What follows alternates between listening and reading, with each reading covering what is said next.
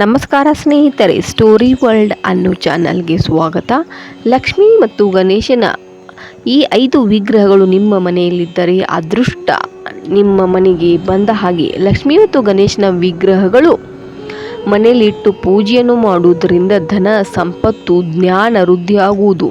ಅದರಲ್ಲೂ ಈ 5 ಭಂಗಿಯ ಲಕ್ಷ್ಮಿ ಮತ್ತು ಗಣೇಶನ ವಿಗ್ರಹ ಫೋಟೋವನ್ನು ಮನೆಯಲ್ಲಿ ಇಟ್ಟು ಪೂಜೆಯನ್ನು ಮಾಡುವುದರಿಂದ ಹಣಕಾಸಿನ ವಿಚಾರದಲ್ಲಿ ಅದೃಷ್ಟ ನಿಮ್ಮ ಮನೆಯ ಬಾಗಿಲು ಬಡಿಯುತ್ತದೆ.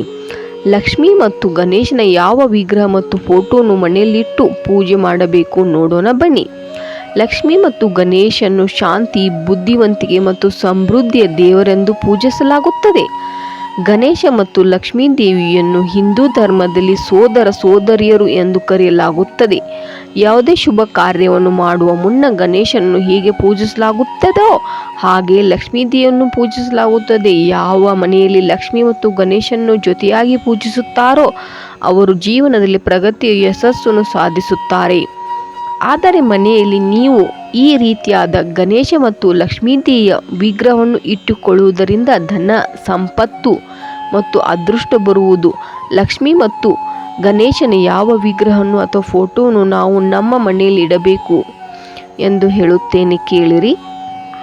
ಅಭಯದ ಮುದ್ರೆಯೊಂದಿಗೆ ಕುಳಿತ ಭಂಗಿಯಲ್ಲಿರುವ ಗಣೇಶನ ವಿಗ್ರಹ ಮತ್ತು ವರದ ಮುದ್ರೆಯೊಂದಿಗೆ ಲಕ್ಷ್ಮೀದೇವಿ ವಿಗ್ರಹವನ್ನು ದೈವಿಕತೆಯ ಅತ್ಯಂತ ಅದ್ಭುತವಾದ ದೈವಿಕ ಆಶೀರ್ವಾದವನ್ನು ತರುವ ಭಂಗಿ ಎಂದು ಪರಿಗಣಿಸಲಾಗುತ್ತದೆ. ಈ ಮುದ್ರೆಯ ಧೈರ್ಯ ಮತ್ತು ರಕ್ಷಣೆಯನ್ನು ಪ್ರತಿನಿಧಿಸುತ್ತದೆ. ವರದ ಮುದ್ರೆಯ ವಿಗ್ರಹವನ್ನು ಮನೆಯಲ್ಲಿಟ್ಟುಕೊಳ್ಳುವುದು, ಪೂಜೆ ಮಾಡುವುದು ದೈವಿಕ ವರವನ್ನು ನೀಡುತ್ತದೆ. ಅಭಯ ಮುದ್ರೆಯು ವಿಗ್ರಹವನ್ನು ಮನೆಯಲ್ಲಿಟ್ಟು ಪೂಜೆಯನ್ನು ಮಾಡುವುದರಿಂದ ಆ ಕುಟುಂಬವು ಭಯ ಮತ್ತು ನಕಾರಾತ್ಮಕ ಶಕ್ತಿಯಿಂದ ಮುಕ್ತಿಯನ್ನು ಹೊಂದುತ್ತದೆ. ವರದ ಮುದ್ರೆಯ ವಿಗ್ರಹವು ಮನೆಯಲ್ಲಿ ದೇವರ ಆಶೀರ್ವಾದ ಸಮೃದ್ಧಿಯನ್ನು ತರುತ್ತದೆ. ಲಕ್ಷ್ಮಿ ಮತ್ತು ಗಣೇಶನ ವಿಗ್ರಹವನ್ನು ಜೊತೆಯಾಗಿ ಇಟ್ಟು ಪೂಜೆ ಮಾಡುವುದರಿಂದ ಸಂಪತ್ತು ಮತ್ತು ಅದೃಷ್ಟವನ್ನು ಪಡೆಯುವುದು ಸೂಚನೆಯಾಗುತ್ತದೆ. ಲಕ್ಷ್ಮಿ ಮತ್ತು ಗಣೇಶನ ಜೊತೆಯಾಗಿ ಇಟ್ಟು ಪೂಜೆಯನ್ನು ಮಾಡುವುದು ಪ್ರತಿಷ್ಠೆ, ಜ್ಞಾನ ಮತ್ತು ಸಾಮರಸ್ಯದ ಮೌಲ್ಯವನ್ನು ಸೂಚಿಸುತ್ತದೆ. ಇದು ಬುದ್ಧಿವಂತಿಕೆ, ಏಕಾಗ್ರತೆ ಮತ್ತು ಸಂಪತ್ತಿನ ಸಂಯೋಜನೆಯನ್ನು ಇದು ಸೂಚಿಸುತ್ತದೆ. ಮನೆಯಲ್ಲಿ ನಾವು ವಿಗ್ರಹ ಫೋಟೋಗಳನ್ನು ಜೊತೆಯಾಗಿ ಇಟ್ಟು ಪೂಜೆಯನ್ನು ಮಾಡುವುದರಿಂದ ಜ್ಞಾನ, ಧನ, ಸಂಪತ್ತು ವೃದ್ಧಿಯಾಗುತ್ತದೆ. ಸ್ವಸ್ತಿಕ ಭಂಗಿ. ಸ್ವಸ್ತಿಕ ಭಂಗಿಯನ್ನು ಹಿಂದೂ ಧರ್ಮದಲ್ಲಿ ಶುಭ ಸಂಕೇತವೆಂದು ಪರಿಗಣಿಸಲಾಗುತ್ತದೆ. ಸ್ವಸ್ತಿಕ ಚಿಹ್ನೆಯು ರಕ್ಷಣೆಯ ಸೂಚನೆಯಾಗಿದೆ, ಸಮೃದ್ಧಿ ಹಾಗೂ ಮಂಗಳಕರ ಸೂಚನೆಯಾಗಿದೆ.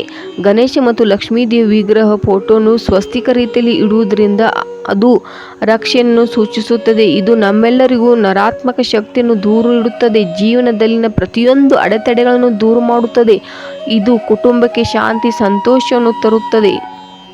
ಪದ್ಮಾಸನ ಭಂಗಿಯಲ್ಲಿ ಲಕ್ಷ್ಮಿ ಮತ್ತು ಗಣೇಶ ಮೂರ್ತಿಯನ್ನು ಮನೆಯಲ್ಲಿಟ್ಟು ಪೂಜೆಯನ್ನು ಮಾಡುವುದರಿಂದ ಶುಭವೆಂದು ಪರಿಗಣಿಸಲಾಗುತ್ತದೆ. ಪದ್ಮಾಸನವು ಸ್ವಚ್ಛತೆ, ನೆಮ್ಮದಿ ಮತ್ತು ಆಧ್ಯಾತ್ಮಿಕ ಬೆಳವಣಿಗೆಯನ್ನು ಪ್ರತಿನಿಧಿಸುತ್ತದೆ. ಪದ್ಮಾಸನ ಭಂಗಿಯಲ್ಲಿರುವ ಗಣೇಶ ಮತ್ತು ಲಕ್ಷ್ಮೀದೇವಿ ವಿಗ್ರಹವನ್ನು ಮನೆಯಲ್ಲಿಟ್ಟು ಪೂಜೆಯನ್ನು ಮಾಡುವುದರಿಂದ ದೇವರು ಮತ್ತು ದೇವತೆಗಳ ಉಪಸ್ಥಿತಿ ನಮ್ಮ ಮನೆಯಲ್ಲಿರುತ್ತದೆ. ಇದರಿಂದ ನಮ್ಮ ಮನೆಯು ಆರ್ಥಿಕ ಸಮೃದ್ಧಿಯನ್ನು ಮತ್ತು ಆಧ್ಯಾತ್ಮಿಕ ಸಂತೋಷವನ್ನು ಅಗಾಧವಾದ ಪಡೆದುಕೊಳ್ಳಬಹುದು. ಇದು ಎತ್ತರದ ಆಸನದಲ್ಲಿ ಸಿಂಹಾಸನ ಭಂಗಿಯಲ್ಲಿರುವ ಗಣೇಶ ಮತ್ತು ಲಕ್ಷ್ಮೀದೇವಿ ವಿಗ್ರಹವನ್ನು ಇಡುವುದರಿಂದ ಭಕ್ತರು ದೈವಿಕ ಅನುಗ್ರಹವನ್ನು ಮತ್ತು ಸಾರ್ವಭೌಮ ಶಕ್ತಿಯನ್ನು ಪಡೆದುಕೊಳ್ಳುತ್ತಾರೆ. ಇದರಿಂದ ಗಣೇಶ ಮತ್ತು ಲಕ್ಷ್ಮೀದೇವಿಯ ಶಕ್ತಿ, ಅಜ್ಞಾನ ಮತ್ತು ಸ್ವರ್ಗೀಯ ಆಳ್ವಿಕೆಯನ್ನು ಪ್ರತಿನಿಧಿಸುತ್ತದೆ. ಸಿಂಹಾಸನದ ಭಂಗಿಯಲ್ಲಿರುವ ಲಕ್ಷ್ಮಿ ಮತ್ತು ಗಣೇಶನ ವಿಗ್ರಹವನ್ನು ಮನೆಯಲ್ಲಿ ಇಟ್ಟು ಪೂಜೆಯನ್ನು ಮಾಡುವುದರಿಂದ ನಿಮ್ಮ ಎಲ್ಲ ಹಣಕಾಸಿನ ಸಮಸ್ಯೆಗಳು ಪರಿಹಾರವಾಗುವುದು. ಇದು ನಿಮಗೆ ಸಂಪತ್ತು, ಹೆಮ್ಮೆ ಮತ್ತು ಗೌರವವನ್ನು ತಂದುಕೊಡುತ್ತದೆ. ನಿಮ್ಮ ಮನೆಯಲ್ಲಿ ಹಣಕಾಸಿನ ಯಾವುದೇ ತೊಂದರೆಗಳಿದ್ದರೂ ನೀವು ಲಕ್ಷ್ಮಿ ಮತ್ತು ಗಣಪನ ವಿಗ್ರಹವನ್ನು ತಂದು ಪೂಜೆ ಮಾಡುವುದರಿಂದ ನಿಮ್ಮ ಮನೆಯಲ್ಲಿರುವ ಹಣಕಾಸಿನ ಸಮಸ್ಯೆ ದೂರವಾಗುತ್ತದೆ.